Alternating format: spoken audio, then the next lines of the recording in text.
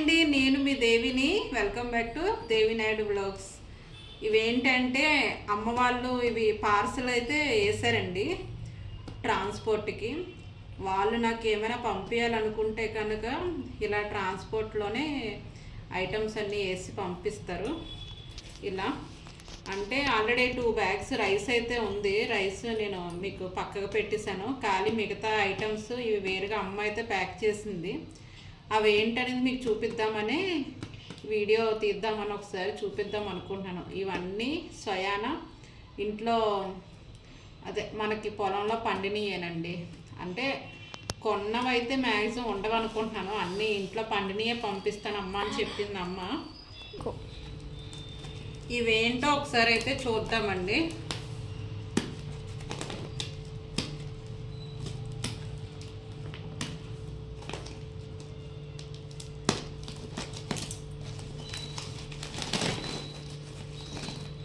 Maximum ఏమైనా అంటే ఎక్కువైతే అమ్మ వాళ్ళే ఏమైనా పంపిస్తూ ఉంటారండి. ఇంట్లో ఏముంటే అవి పండినవి. ఎంతైనా అమ్మ నాన్న ఉన్నన్నాళ్ళే కదండి ఏమైనా మనకి. తర్వాత ఏమైనా పంపాలనుకుంటే ఇంకా అన్నయ్యనైతే ఎక్కువ ఏమీ అడగనులేండి నేను. ఎందుకంటే వాడికి కూడా ఉంటాయి కదా ప్రాబ్లమ్స్, తనకుండే బాధలు తనకు ఉంటాయి కదా. అలా మనం ప్రతిసారి ఎవరిని ఇబ్బంది పెట్టకూడదు కదా అనేది నా పాలసీ అండి. చూడండి అమ్మ వాళ్ళు ఏమేమి పంపించారో మీకు చూపిస్తున్నాను.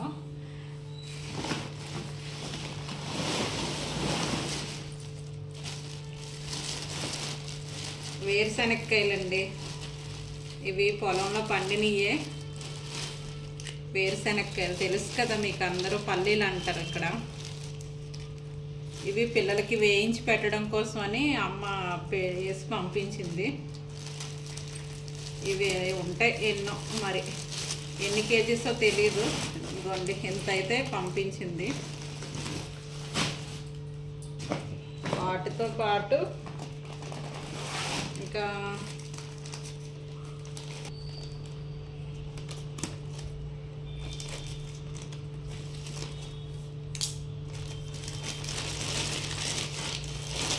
చింతపండు అండి. నేను ఊరు వెళ్ళేటప్పుడు చూపిస్తాను కదా మాకు చింత చెట్లు ఉన్నాయి అని. అక్కడి నుంచే అంటే నేను ఒకేసారి తెచ్చుకోను. ఎలాగా 2-3 మంత్స్కి ఒకసారి పార్సల్ వస్తుంది కాబట్టి అందులోనే కొంచెం కొంచెం పెట్టమ్మా అని చెప్తాను. ఎందుకంటే నా దగ్గర పెడితే మళ్ళీ ఇదేమన్నా పురుగు గట్ట పట్టేస్తుందేమో అని అమ్మ వాళ్ళు గట్టిగా ఒక మూటలో పెట్టి పెడతారు. దానివల్ల బాగుంటుంది పురుగు పట్టకన్నాను. ఇలా కొంచెం కొంచెం అయితే పంపిస్తూ ఉంటుంది. చింతపండు వచ్చింది. ఇంకా ఏమేమి వచ్చాయో మొత్తం చూపిస్తాను చూడండి. మ్యాక్సిమం ప్రతి ఐటమ్ అయితే కనుక అమ్మనే పంపించమంటానండి. ఎందుకంటే మనం పొలంలో పండినవి అయితే కనుక బాగుంటాయి కదా, కొనుక్కోవచ్చు ఎక్కడైనా. ఇవి రాగులండి. రెగ్యులర్గా చెప్పాను కదా నేను రాగి జావ చేస్తాను అని. అమ్మ పిండి చేసి పంపిస్తానని చెప్తుంది కానీ వద్దమ్మ పిండి నేనే ఇక్కడ పట్టించుకుంటానని చెప్పి ఇలా రాగులే కాలి పంపించమని అయితే చెప్తాను. రెగ్యులర్గా ప్రతిరోజు పిల్లలిద్దరికీ మా ఆయనకైతే ఇవి రెగ్యులర్గా చేసి పెడతాను నేను. ఇవి కూడా ఇంట్లో పండినయేనండి, కొన్నవైతే ఏం కాదు. పక్కా చెప్తున్నాను. అంటే నా గురించి తెలిసిన వాళ్ళకైతే కనుక ఈ పండే లేదో మీ అందరికీ తెలుసు. బయట వాళ్ళకైతే ఈ కంపల్సరిగా ఇంట్లో పండినయేనండి. నెక్స్ట్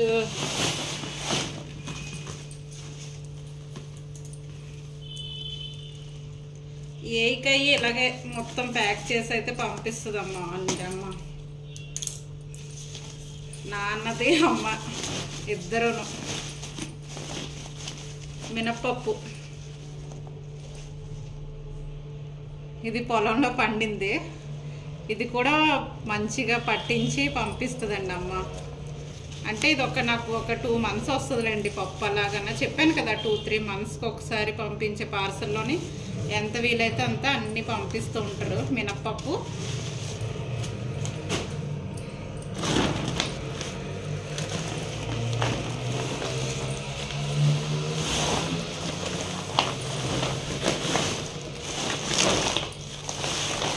ఇంకా ఇవేంటో చూపిస్తాను చూడండి.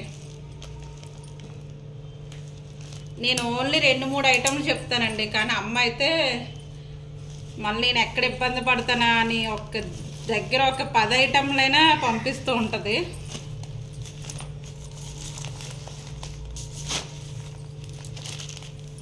ఇవేంటో అసలు నాకు తెలీదు, మీ ముందునే ఓపెన్ చేస్తున్నాను చూడండి.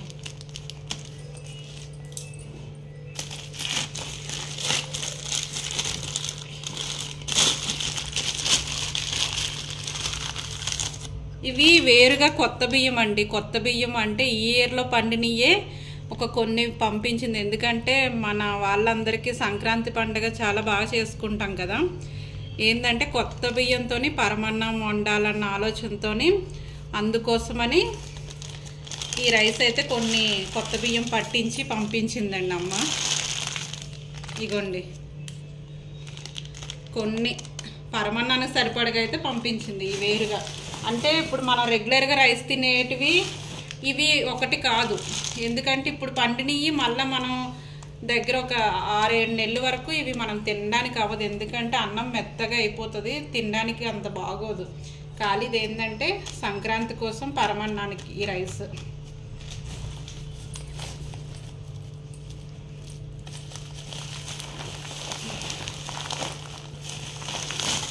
చూడండి ఇది కందిపప్పు అండి. కందిపప్పు కూడా చూడండి కొని పంపించింది అమ్మ నాకు. కందిపప్పు ఇదంతా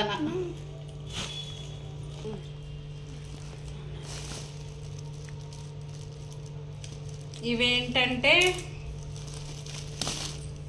పల్లీలండి. అవి ఎలాగ అవి వేరుశనక్కాయలు పంపించారు కదా, మళ్ళీ నేను ఎక్కడ ఒలుసుకోలేనేమో అని ఈ గ్యాప్లోనే కొన్ని మళ్ళీ ఒలిసి పంపించారు వేరుశనక్కాయలు. ఇవి ఇవి చట్నీలు కాటి మనం యూజ్ చేసుకోవడానికి.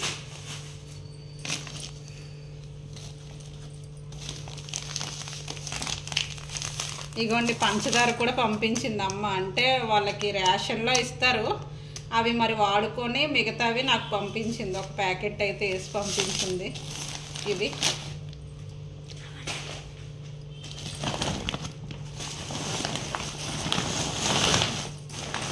నెక్స్ట్ వచ్చేసి చూపిస్తాను. ఇది మెయిన్ అండి నాకు, రవ్వ.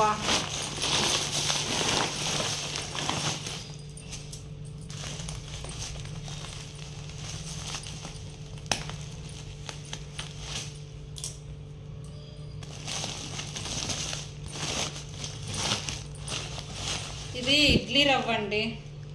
అంటే ఇడ్లీ రవ్వ అని కాదు, ఊతప్పది రవ్వ. చూడండి ఊతప్పాటి వేసుకోవడానికి బాగుంటుంది, చాలా బాగుంటుంది.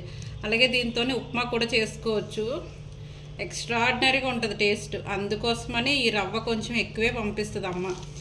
చాలా రోజులు వస్తుంది, ఎందుకంటే వర్షాలు పడేటప్పుడు అటు ఇవి మనకి పట్టించుకోవడానికి అవ్వదు ఈ రవ్వ. అందుకే వర్షాలు పడలేని టైంలోనే బాగా ఎండ కాసినప్పుడు బియ్యం అన్నీ కడిగి మంచిగా ఎండబెట్టి ఈ రవ్వ చేసి అయితే పంపిస్తుందండి.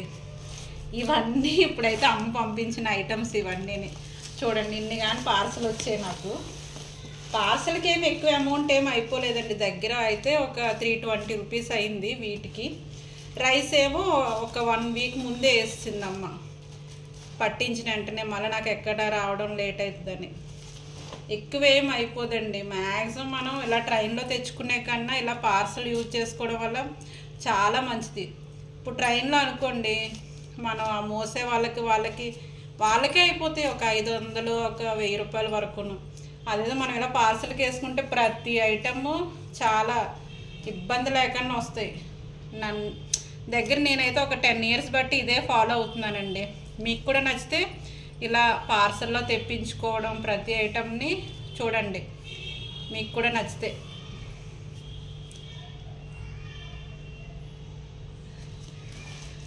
మీకు ఈ వీడియో కనుక నచ్చితే కనుక ఒక లైక్ చేయండి, సబ్స్క్రైబ్ కూడా చేయండి. ఓకేనా? అందరికీ థ్యాంక్ యూ మరి.